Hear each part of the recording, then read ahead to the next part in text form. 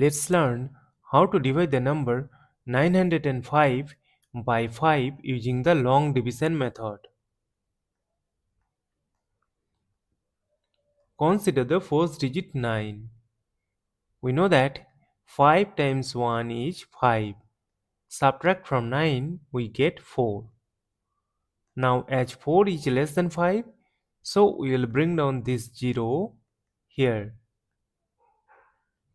And again, and we know 5 times 8 is 40. Subtract, we get a 0.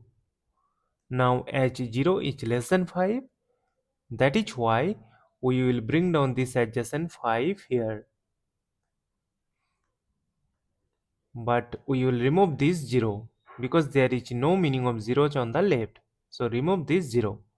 And we know that 5 times 1 is equal to 5. Subtract, we get a 0.